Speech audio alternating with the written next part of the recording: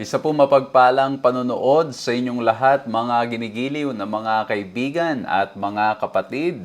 Kinagagala ko po na makasama kayo dito po sa ating ginagawang pag-aaral ng salita ng ating Panginoong Diyos. Patuloy po kayong sumusubaybay sa pag-aaral na may temang Allusions, Images, Symbols, How to Study Bible Prophecy. At tulad po ng aking nabanggit nung nakaraan, tayo ay nakakalahati na. At I hope na marami po tayong natutunan na mga prinsipyo, mga pamamaraan sa ating pagbasa ng aklat ng Daniel at ng Apokalipsis o ng Revelation. I hope and pray na nakakatulong po ang ating mga practical na mga approach at pag-aaral para nang sa ganun ay maunawaan natin at maintindihan natin ng mabuti ang mga leksyong ipinaparating sa atin na ang aklat pala ng Daniel and Revelation is in reality not designed to make us fearful as in frightened, but for us to know God at hindi lamang sa makilala siya, kundi para nang sa ganon ay mas lalo tayong magtiwala sa Kanya. Napag-usapan po natin nung nakaraan ang napakagandang topic, pinag-usapan natin yung throne visions. At binigyan natin ng malaking halaga o pansin yung pinaparating sa atin itong throne vision na ito at walang iba kundi yung presensya ng ating Panginoong Diyos. At pag ating naranasan ang presensya ng ating Panginoong Diyos, of course, the pardon and then yung proclamation of the word will be there. At ngayon, pag-uusapan naman natin ay pinamagatang In the Psalms Part 1. Samahan niyo po ako sa ating gagawing pag-aaral na ito.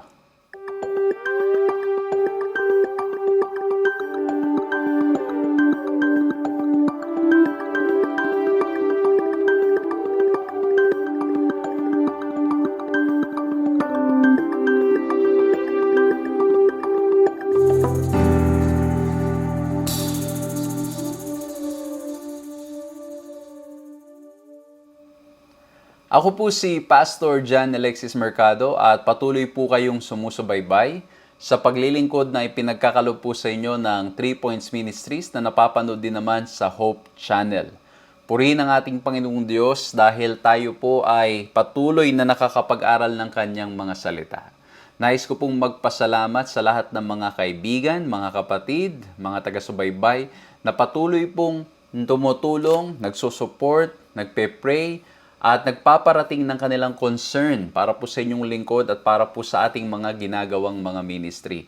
Maraming salamat po for opening your heart para na sa ganun ay matulungan po ang ating mga gawain. And thank you po for showing that spirit na you're ready to give without expecting something in return. At ang laging gusto lamang po ninyo ay maipalaganap natin ang Ebanghelyo. Muli po maraming salamat po sa inyo at nawa po'y patuloy kayong pagpalain ng ating Panginoong Diyos.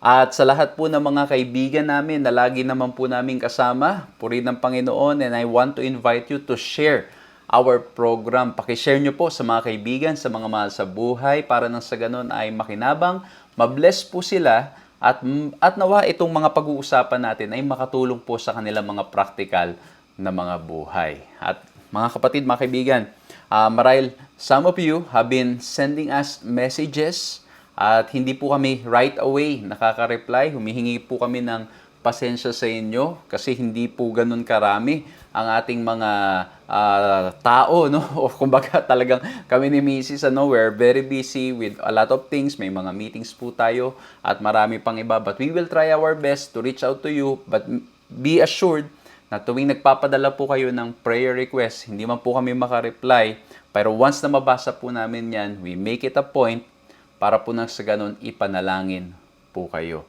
At nawa rin po mga mahal na mga kaibigan, mga kapatid, patuloy po na tayo ay lumago sa ating pagkakilala sa ating Panginoong Diyos. At nagpapasalamat po kami na itong mga simpleng pag-aaral nating ginagawa ay nakakatulong po sa inyo. At ganun din naman, hopefully makatulong din sa mga kaibigan at sa mga mahal natin sa buhay. Nagpapasalamat din po kami na malaman na ang ating ginagawang pag-aaral na ito ay nakakarating hindi lamang po dito sa Pilipinas, kundi sa maging iba't ibang mga lugar, iba't ibang mga bansa na kung saan naroon po ang ating mga kapatid at mga kaibigan na mga Pilipino. So muli po maraming salamat sa inyo. Ang ilan po sa inyo na-meet ko na po. And I'm very thankful to meet yung mga nagko-comment po dyan. Maraming salamat po at ako po yung masaya na makita kayo personally. And we praise the Lord that we can continue this mission, this ministry, all for the glory of God. Please continue to pray sa ating po mga gagawin pang mga paglilingkod na mga face-to-face sa iba't ibang mga lugar, iba't ibang mga bansa. At hopefully po ay maging pagpapala tayong patuloy sa kanila. At ngayon naman, hingin natin ang kapangyarihan, katalinuhan ng gagaling sa ating Panginoong Diyos para maunawaan po natin ang Kanyang mga salita. Ama po naming Diyos, dakil at makapangyarihan sa lahat, maraming salamat po sa aming mga pag-aaralan ngayon. Salamat po at dama po namin, nakasama namin kayo, na kami hindi nag-iisa, at ang pamamatnubay at katalinuhang nanggagaling sa inyo ay inyo pong ipagkakalob sa amin upang na sa ganun ay maunawaan namin ang lahat ng aming mga pinag-aaralan, lahat ng aming mga babasahin, lahat ng mga bagay na aming mapapakinggan. O mahal na Diyos, maraming salamat po dahil bagamat kami mga makasalanan, Jesus died on the cross for us, and that is why we have access to you. At hindi lamang po yun, salamat po sa inyong mga salita na naggagabay sa amin kung paano kaming dapat mamuhay sa lupaing ito. Maraming salamat po at pangungunahan nyo kami sa pangalan naming Panginoong Hesus. Amen.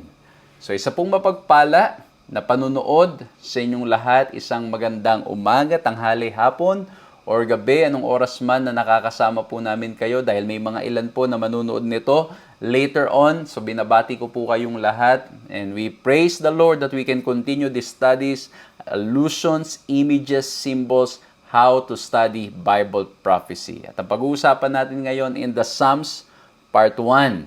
Meron tayong naging isang buong series. We look at the different themes, yung mga dominant themes in the book of Psalms, at napakagandang pag-aaral. We learn that the book of Psalms, ito ay mga panalangin at mga papuri, at yung ilan ay madalas mga iyak nila. At minsan we might be wondering bakit may mga ilan doon na parang puro reklamo, and yet it is written in the Bible. It's part of the Bible. And we explained that doon po sa ating series, na ito ay kanilang mga agony, but at the same time, they express their ultimate trust in the Lord. Okay? So, pinag-usapan po natin yan.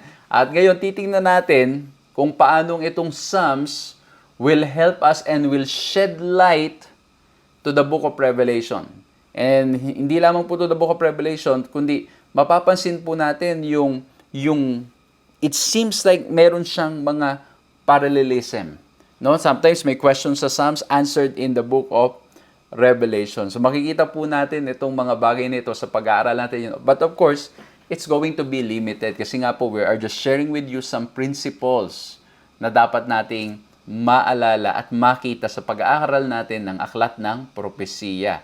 So titingnan natin sa Psalms. I-connect natin from Revelation, specifically Revelation 14, and titingnan natin sa ilang mga text sa aklat ng Psalms. Ang sabi sa Revelation 14 verse 1, "Then I look, and behold, a Lamb standing on Mount Zion, and with him 144,000, having his Father's name written on their foreheads." Okay? Mas explain ko po yan pag nandun na tayo sa 3 points natin o sa first point natin. And I'd like to read this one again. "A careful reading of the Psalms yields details that make the book of Revelation come alive, especially Revelation 14, which describes the final work of God's remnant church on earth." Okay? So, when we read the book of Psalms, it helps us to understand more ang aklat ng Revelation. And I will explain more of that in a while. Okay? So, samahan nyo akong patuloy dito sa pag-aaral natin ito.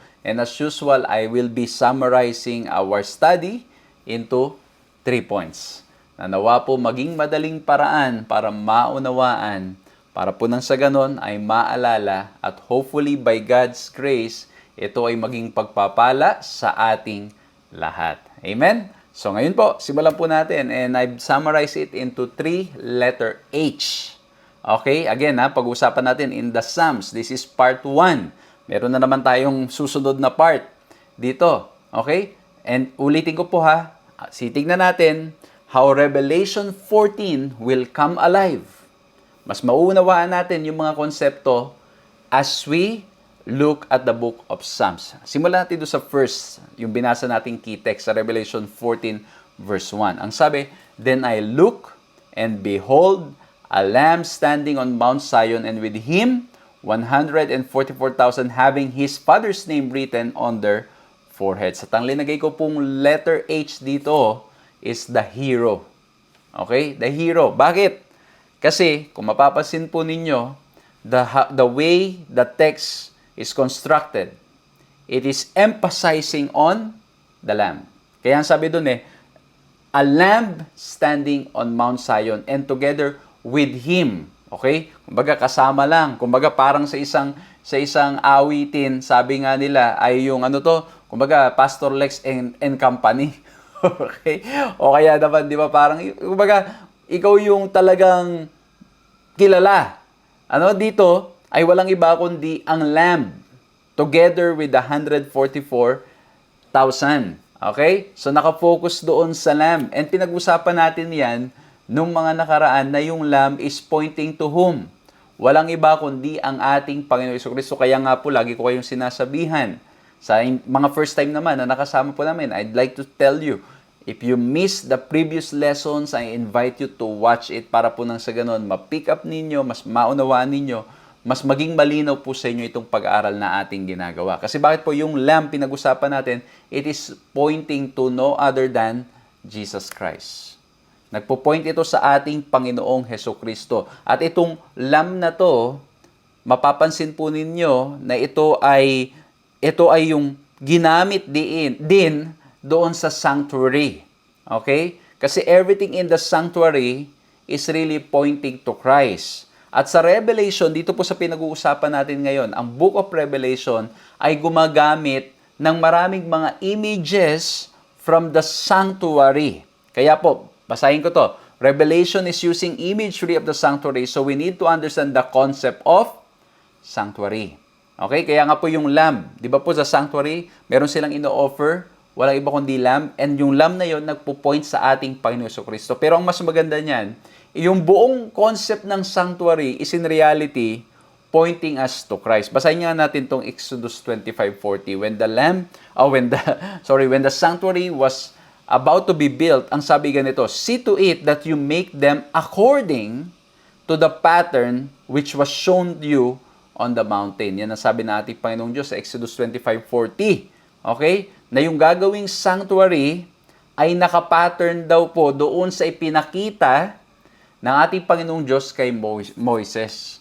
At ang ganda kasi po, kulang yung ating yung lesson time natin ngayon kasi everything in the sanctuary is pointing to Jesus. Kasi bakit po yung sanctuary ipinakita doon yung plan of redemption ng ating Panginoong Diyos. Maging yung mga detalye ng mga pagpasok sa most holy place, yung paglabas ng high priest doon, lahat yan ay nagpo-point sa redemption plan ng ating Panginoong Diyos until such time that this world will be cleansed and will be considered as new earth.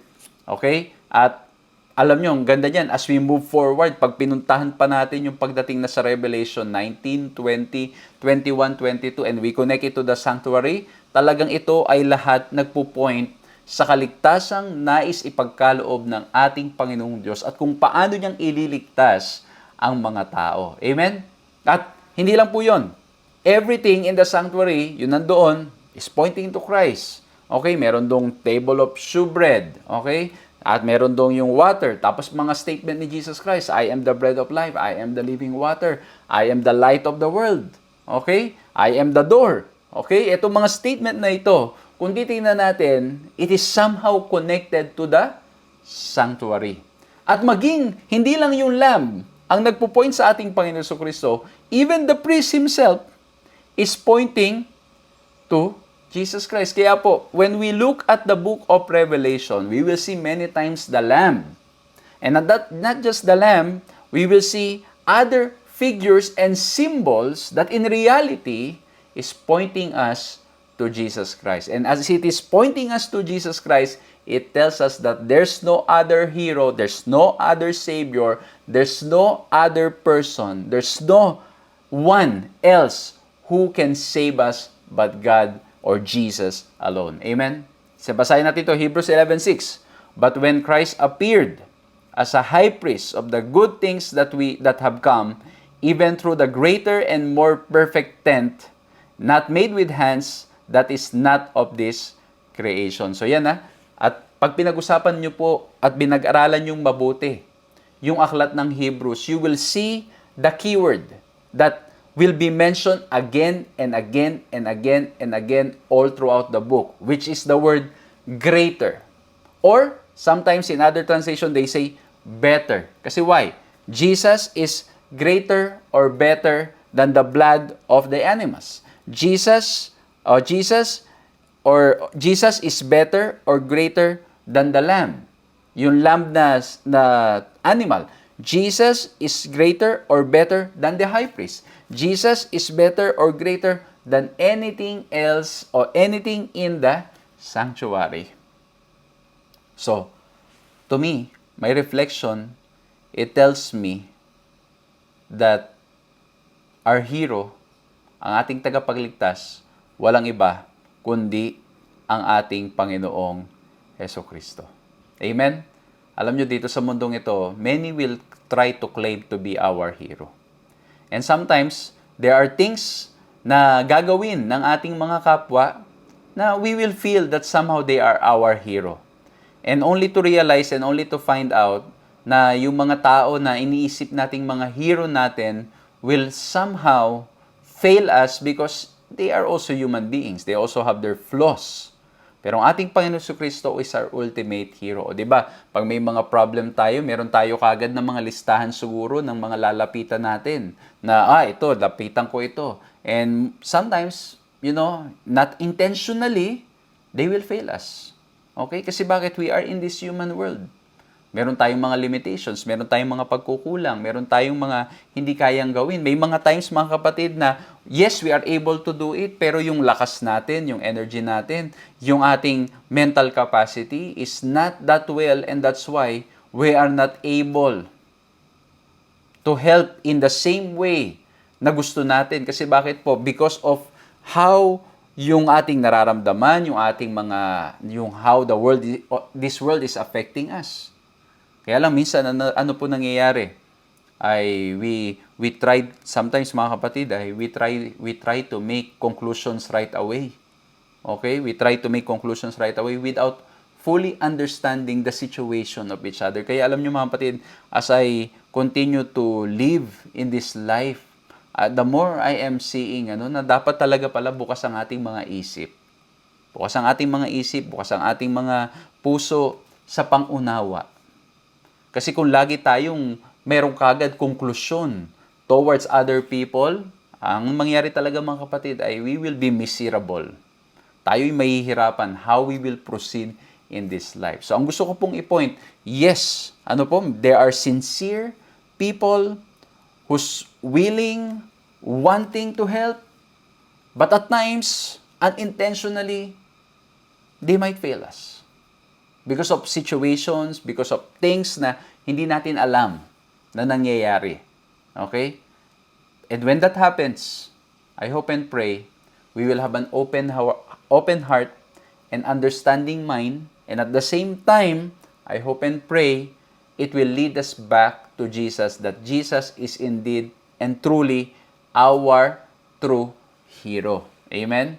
Wala tayong ibang maasahan kundi ang ating Panginoong Jesucristo. At kung meron naman tayong mga tinitingnan na mga taong makakatulong sa atin and they fail us, let's pray for them. Let's pray for each other.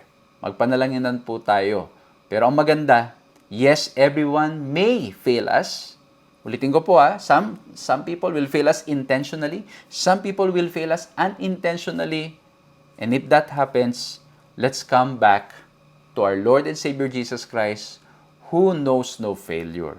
And in reality, when we look at the cross of Christ, it shows that Jesus gave His all para nang sa ganun, masigurado na tayong mga tatanggap at bukas ang puso sa Kanya will receive eternal life. Amen? Kaya po, we can come to no conclusion other than it is the Lamb who enables us to stand on Zion. Pag-uusapan natin sa next point natin yan, yung Mount Zion. Pero dito po, ang gusto nating pansinin, the hero that will make us stand, the hero that will help us, the hero that will guide us. Walang iba kundi ang ating Panginoong Jesucristo. Amen? At ito nga po, sa mundong ito, lalo na ngayon, yung mga palabas ngayon, talagang mga superheroes. Okay? And mapapansin nyo po yung mga pinapalabas ng mga superheroes ngayon. Ano nangyayari? Mabait sila, tas biglang sasama. May mga heroes naman na, alam mo yung kailangan, kaya lang ang problema, 2 misyon. Okay, 2 misyon. Mamimili ngayon yung hero, sinong pipiliin niya? Unahin niya ba to? Unahin niya to? Kumbaga, mga kapatid, makikita natin, even yung sinasabi nilang superheroes dito sa mundong ito, o let's say, hindi lang sa mundong ito, kundi sa mga palabas. Okay? Even yung mga sinasabing superheroes, they will fail. They will fail in some way. But, ang ating Panginoon Jesucristo already did it for us. Yung ating salvation is secured because of Him. So, He is our hero. Siya rin na nagbibigay ng lakas para nang sa ganon ay magawa natin yung mga dapat nating gawin. He is our hero. Because of His sacrifice, ay tayo po mga kapatid, mga kaibigan, we are being given the gift of eternal life. That's why we always emphasize it is not by works that we will be saved, but it is through faith in His grace and in His love. At mas may papaliwanag pa natin yan mamaya. But the first point, when we look at Revelation, and then we look at the book of the Bible, we can see that Jesus is our hero. And mababasa rin natin yung konseptong yan sa aklat ng awit. Okay? Many times, di ba, sasabihin ng awit, you are my refuge and my strength. At ulit-ulit sa Book of Psalms, lagi nilang sinasabi, there's no one else that I can trust but you. Ulit-ulit. Clearly, Jesus is our hero. Okay, so we're looking at in the Psalms part 1. First point, we look at the hero. Number 2, let's look at the second point, the hill. Okay, o yung mountain. Sabi sa Revelation 14:1, then I look and behold a lamb standing on Mount Zion, and with him 144,000 having his father's name written on their foreheads. So ayan o. So kanina we studied very clearly that the hero is no other than Christ, God Himself, together with the lamb. And ang sabi doon, standing on Mount Zion with 144,000. Ngayon, magandang pag-usapan ito. Itong Mount Zion na ating madalas na naririnig sa banal na kasulatan. Basahin ko po ito, no? The original Mount Zion was located just west of the old city of Jerusalem today. Okay? And was thought of as the seat of God's throne. Kaya po tuwing ginagamit yung word ng Mount Zion sa banal na kasulatan, it refers to the thinking that it is the seat of God's throne or God's presence among His people. In time, the Temple Mount, located on Mount Moriah, came to be identified with Mount Zion as well. Okay? Kaya nga po doon sa Old City of Jerusalem, naroon doon sa Western Wall. Okay? Ayun nga yung, ang ganda niyan pag pinag-usapan, pag pinag-aralan po, pag nakarating po doon, naroon yung natirang wall. Okay? Na talagang pinalapitan ng mga Hudyo, nalagyan nila ng mga sulat, ng kanilang mga panalangin, and doon po sa part na yun, nandoon yung Temple Mount, na kung saan, nandoon yung tinatawag po natin na Most Holy Place. At doon sa Most Holy Place, o yung temple, ang nangyari mga kapatid, again, because the tabernacle, the temple is God wanting to dwell with us. Pag pinag-usapan niyo po sa Old Testament, the reason of the tabernacle, the reason of the sanctuary, okay, the reason is that God may dwell with us. Okay? And nung ginawa na po yung temple, especially during the time of Solomon, ano po nangyari? Ayan, nasabi po sa atin, yung Temple Mount ay nakalocate sa Mount Moriah, at grabe yung sa Mount Moriah. Okay? Magandang pag-aralan yan. Okay? Kulang yung time natin, pero magandang pag-aralan yan. Sa Genesis. At ito po, ay identified din as Mount Zion. Ibig sabihin, mga kapatid, mga kaibigan, nung sinabing, I look and behold a lamb, with him 144, a lamb in Mount Zion, and with him 144,000, ibig sabihin, it's referring to God's throne or God's presence. At naroon yung mga 144,000 na pag-uusapan pa natin ng mas malinaw pa. Well, ngayon pag-uusapan natin it's just the principles. Who are they? Pero mas pag-uusapan pa natin yan hopefully in the next coming weeks. Pero dito po, walang iba, nag-identify itong Mount Zion, walang iba to the seat of God's throne or presence. Ng Diyos ay yung presensya niya. Pinag-usapan natin noong nakaraan.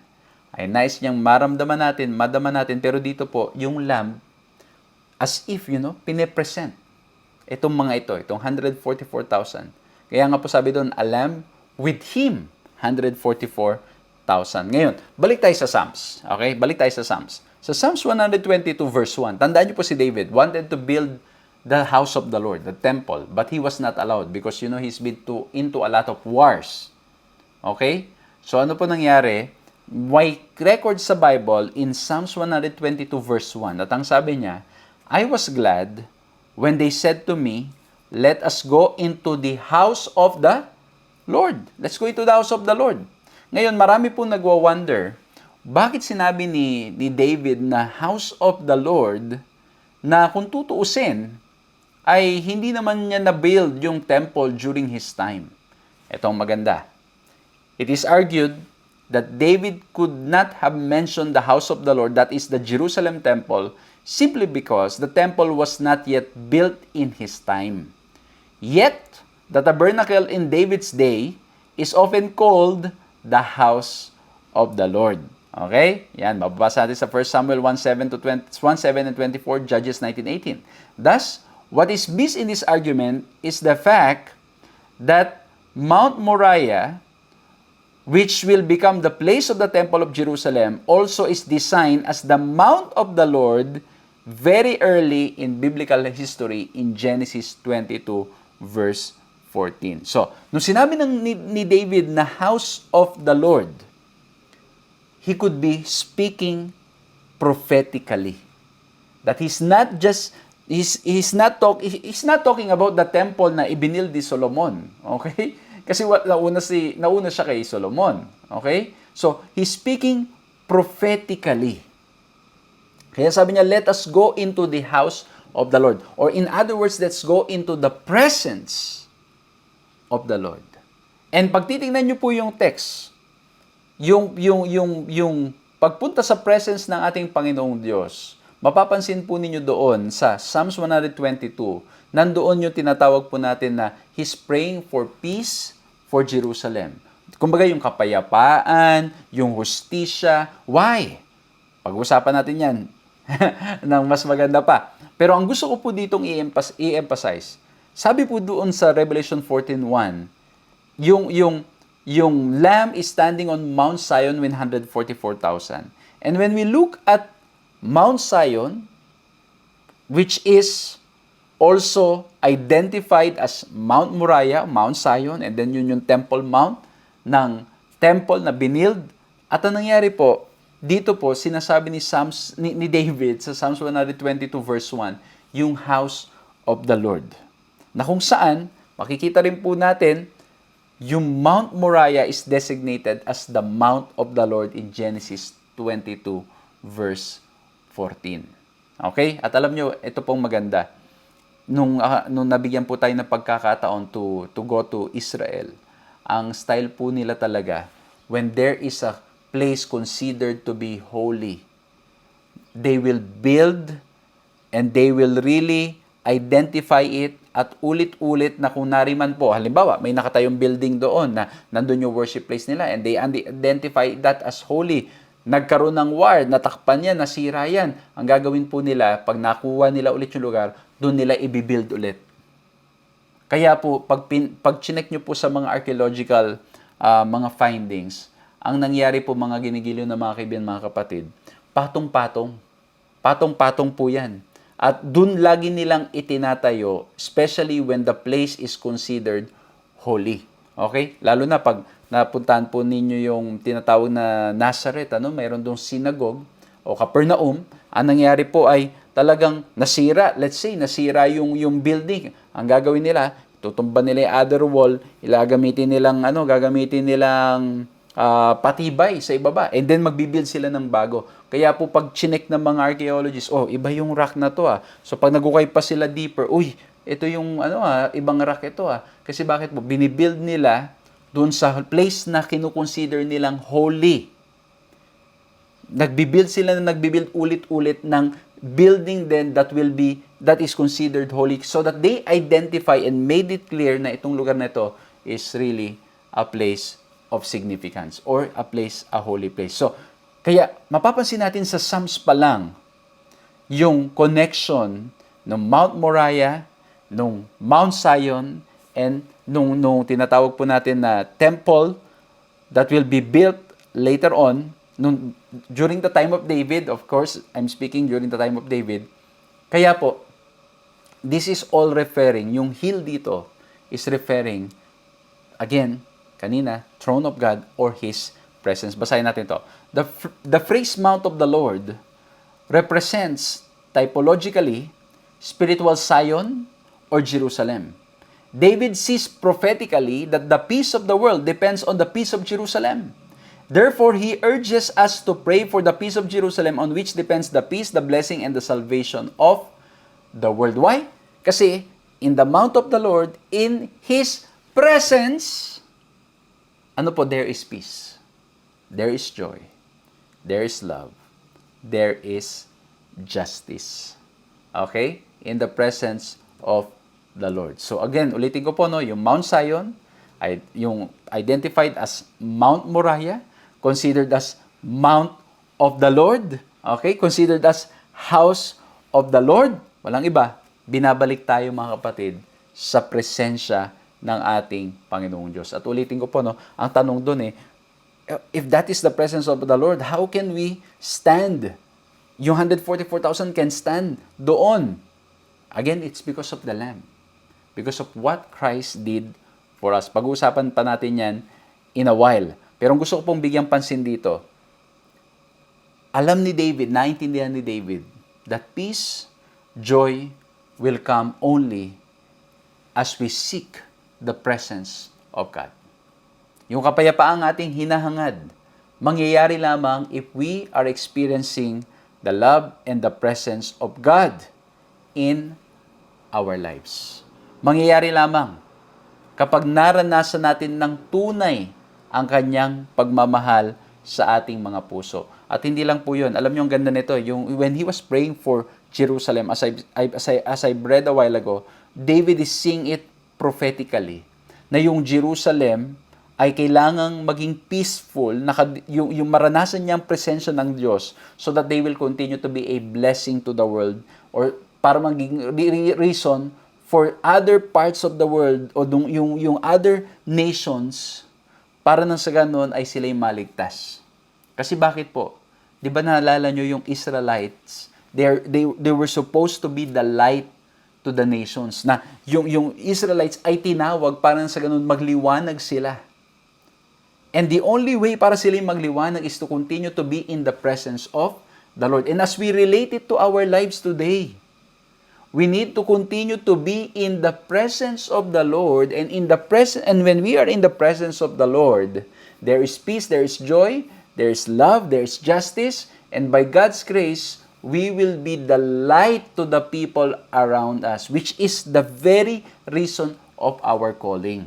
Kaya po, mapapansin nyo po dito yung sa Revelation 14, later on we will go to the three angels message. Okay? Because those who are in the presence, those who have experienced the presence of God, pinag-usapan din natin last time yung kay Isaiah. Ano po mangyayari? We will be ready para nang sa ganun magamit ng ating Panginoon para magliwanag at makilala ang ating Panginoong Jesucristo. Kaya, ganda po nito kasi ang ganda pa pag i-connect pa natin yan sa Revelation 16 and 20. Yung concept na yan, na yung presence ng Diyos, there's peace, justice. Kasi bakit sa Revelation 16 to 20, mapag-usapan dun yung Armageddon at marami pang mga ibang mga detalye. And again, in His presence, there's peace.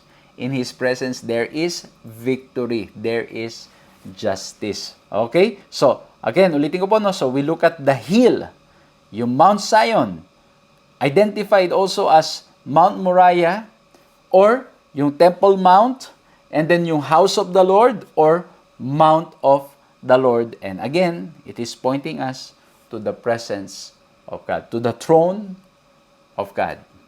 Okay? Now, let's go to the third part.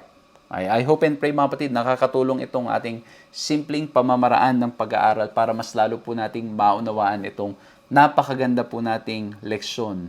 Okay? Na we need to always come to the throne of grace. Kaya 'di ba sa Hebrews 4:16, we come to the throne of grace. 'Di ba kaya pag pumapasok yung priest, saka yung high priest papasok sa most holy place, 'di ba? He comes to the throne of God. Okay?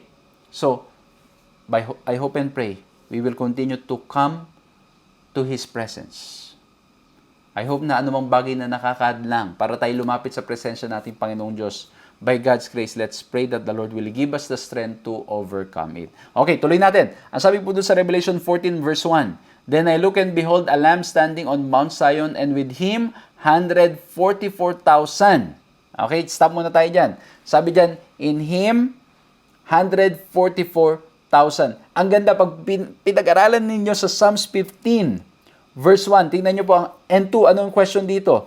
Look, who may abide in your tabernacle. Ulitin ko ha, yung Mount Zion, Mount Moriah, Temple Mount, okay, tabernacle, house of the Lord, Mount of the Lord. Okay, so ang tanong, who may abide in your tabernacle? Tingnan yung sunod. Who may dwell in your holy hill? He who walks uprightly and work righteousness and speak the truth in his heart. At ipagtutuloy-tuloy pa mababasa po natin.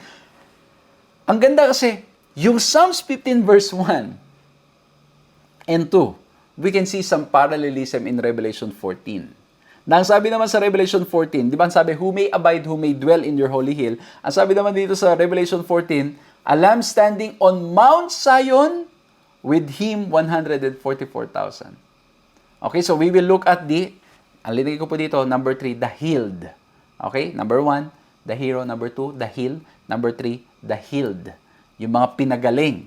Okay? Okay. So, bakit yun ang ginamit nating word? Okay? Or in other words, yung mga faithful, yung mga righteous, yung mga ginamot, tinulungan ng ating Panginoong Diyos at tumanggap sa kanyang kaligtasan.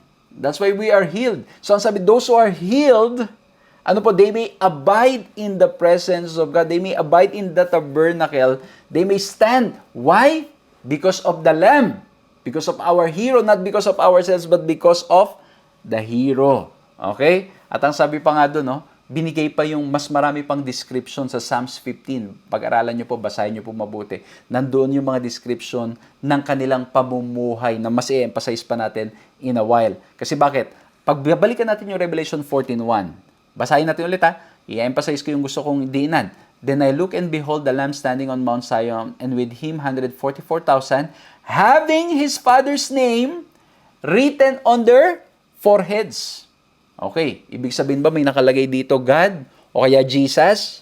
Okay? Hindi po. Kasi yung forehead refers to the mind. Yung name, ito po ay nagsisignify o nagpo-point sa character. Basahin natin ito. A name in the scripture signifies more than a label by which people address each other. It stands for character. Okay? So, they have the name of the Father in their foreheads. Hindi ibig sabihin meron lang nakalagay dyan na God o kaya God the Father. Hindi po ganon ang ibig sabihin.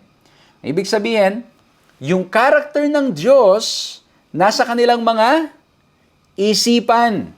At ang ganda nito, tingnan niyo. Pag pupunta tayo ngayon sa Book of Psalms, tingnan niyo what's connected with the name. Psalms 119 verse 35. I have remembered thy name, O Lord, in the night, and have kept thy law. Nung naalala daw yung pangalan, yung karakter ng ating Panginoong Diyos, sinunod ko ang kautusan. Nung naalala ko ang iyong pangalan, O Diyos, sinunod ko ang kautusan. Kasi bakit?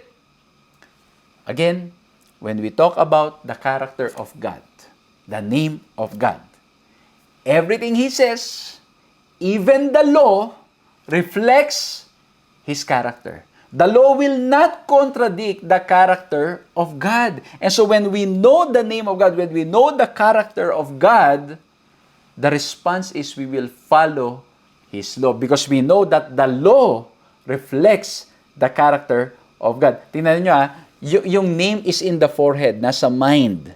Okay? At ang sabi doon, na-remember ko at kinip ko yung law. Basahin natin ito, Hebrews 10:16-17. Look at the connection. This is the covenant that I will make with them after those days, says the Lord. I will put my laws into their hearts and into their minds. I will write them. Their sins and their lawless deeds I will remember no more. Okay? So, again yung name nasa forehead. Tapos sabi doon sa Psalms, naalala ko yung pangalan, sinunod ko ang kautusan. Tapos sabi ng ating Panginoon Kristo, sabi sa Hebrews 10, ilalagay yung kautusan sa isipan at sa puso. Okay? So, ibig sabihin mga kapatid, mga kaibigan, when we have the character of God, when we know God, when we know Him well, we know His character, we know the law as well. We will know the law, at yung law will never contradict the character of God because He's the giver of the law. And no wonder, mga kapatid ko, mga kaibigan, those who know God will follow Him wherever He goes. Mababasa natin yun later on pa sa Revelation, doon din sa text natin sa Revelation 14. Pero gusto kong pansinin natin ito. Because the law is in their mind, the name of God is in their mind, ano po magiging response? In Revelation 14:12, here is the patience of the saints. Here are those who keep the commandments of God and the faith of Jesus. Amen? So, yung nakakakilala sa Diyos, those who are in God's presence, those who stayed in God's presence, not because we are worthy, not because of our own right, or privileges or merits, but because of the Lamb, because of our hero, because of Jesus Christ, we are able to stand in Mount Zion in the presence of God, all because of Jesus. Ano daw po? Nasa isip nila ang pangalan, ang karakter ng ating Panginoong Diyos. At hindi lamang sa nasa isip nila ang karakter ng ating Panginoong Diyos, yung kautusan, nauunawaan nila. At ano po mangyari? Susunod. Yung mga tunay na nakakakilala sa ating Panginoong Diyos, nasunod pala. Okay?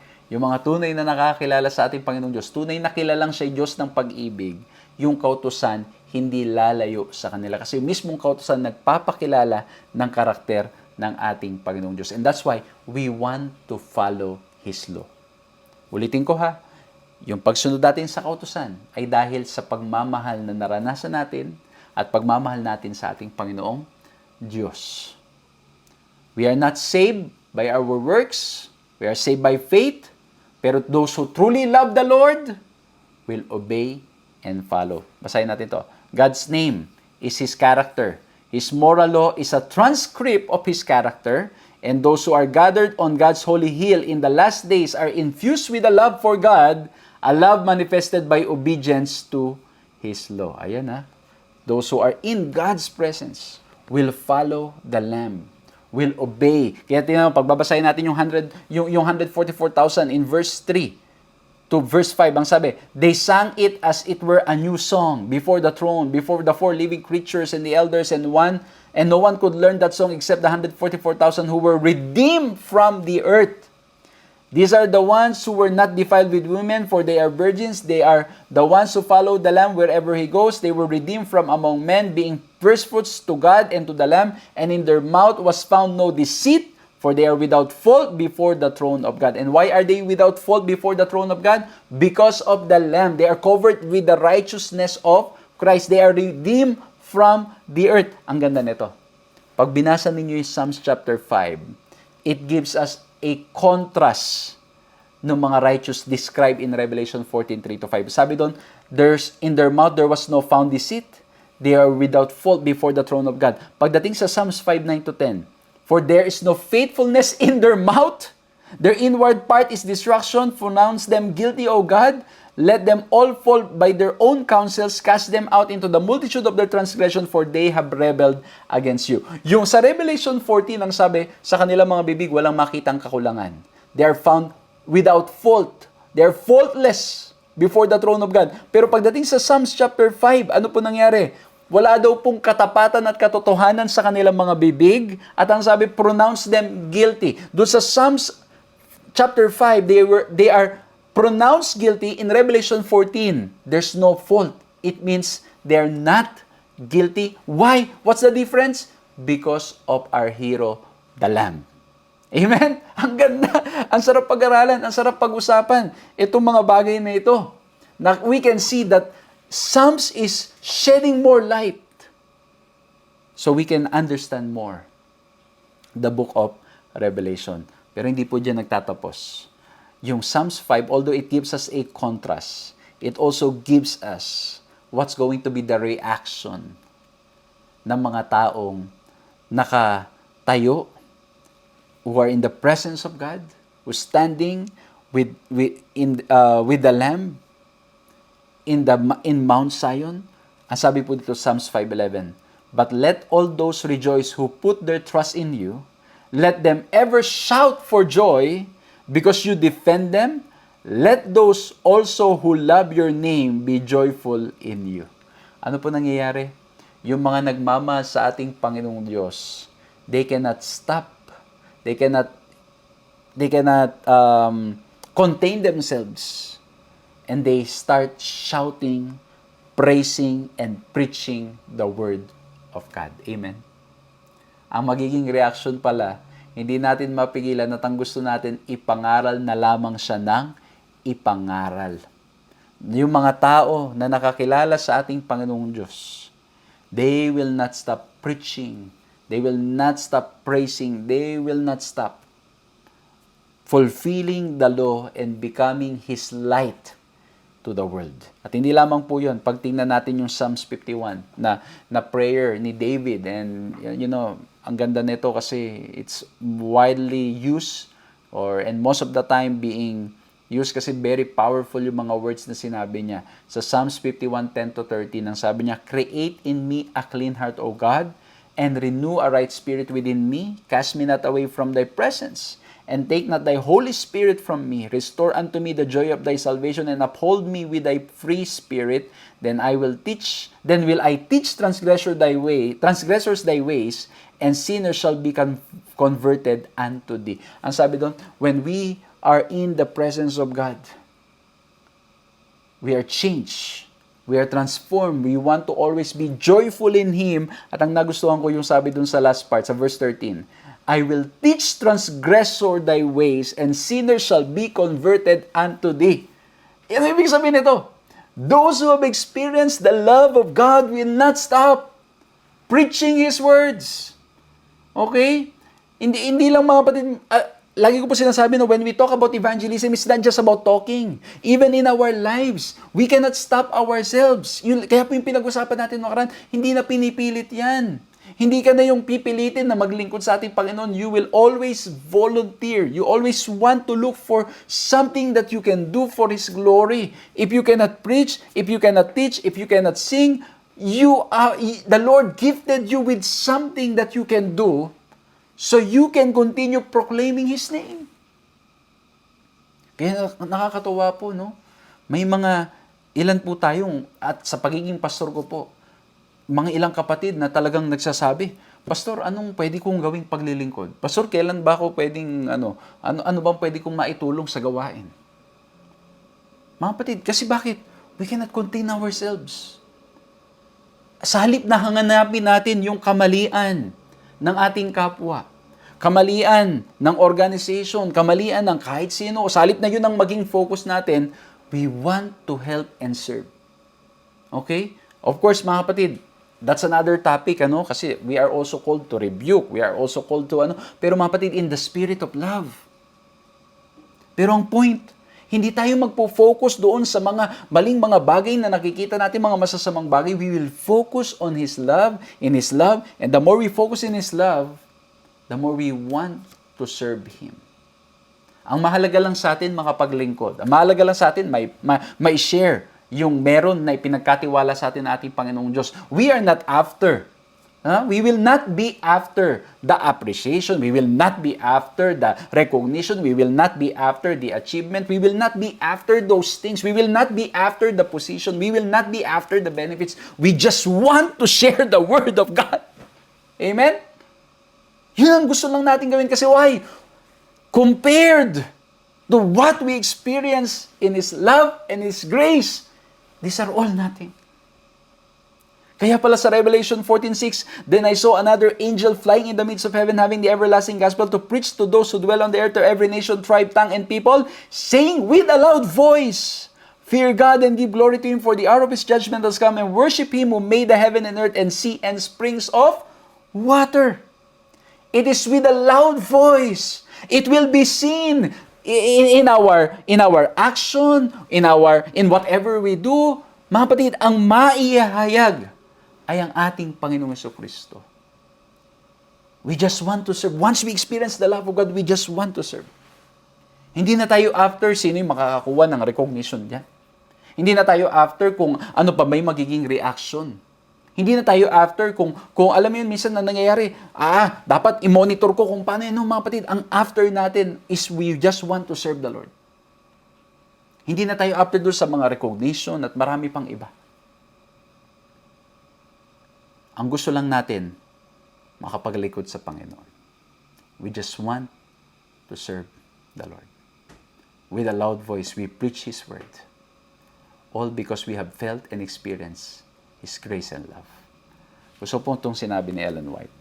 No sooner does one come to Christ than there is born in his heart a desire to make known to others what a precious friend he has found in Jesus. The saving and sanctifying truth cannot be shut up in his heart. If we are clothed with the righteousness of Christ and are filled with the joy of His indwelling Spirit, we shall not be able to take hold our peace. If we have tasted and seen that the Lord is good, we shall have something to tell. Like Philip when he found the Savior, we shall invite others into His presence. If we have felt and experienced the love of God, the love of Jesus, we will voluntarily, we will do what we can. We will share what we have.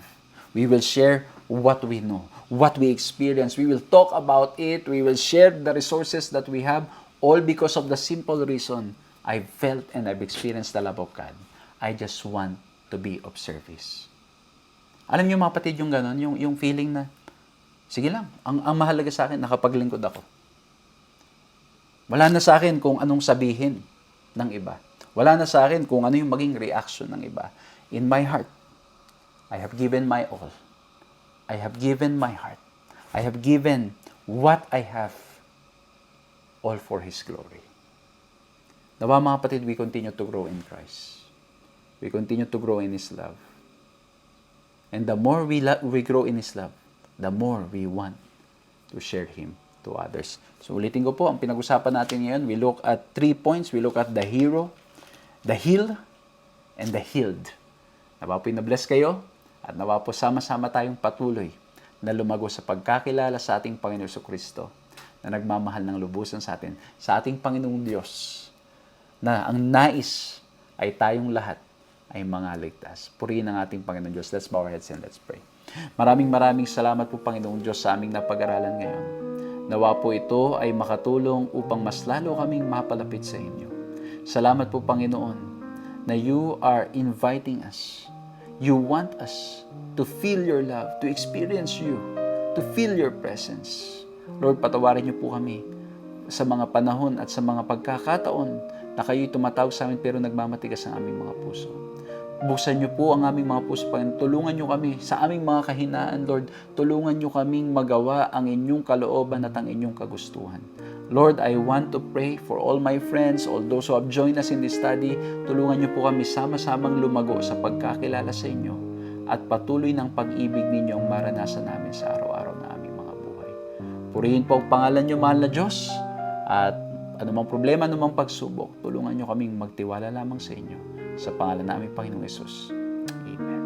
Maraming salamat po sa inyong ginawang pagsama sa ating pag-aaral na ito at nawa po'y nakinabang kayo at nawa po'y na-bless kayo. And please, let's continue to share this program para mas marami pong makinabang at mas marami pong ma-bless at nawa rin po ay patuloy ng presensya ng ating Panginoon ang maranasan natin sa araw-araw. Please continue to pray po sa ating mga ministries na ginagawa, not just online but also face-to-face. And maraming salamat po sa lahat ng mga gumagawa ng paraan nagsusupport for so that I'll be able to come and visit and share the Word of God in different places. Maraming salamat po. Pagpalain po kayo sa pangalan ng ating Panginoong Hesukristo ay patuloy na lumago tayo sa pagkakilala sa Kanya. May God bless you.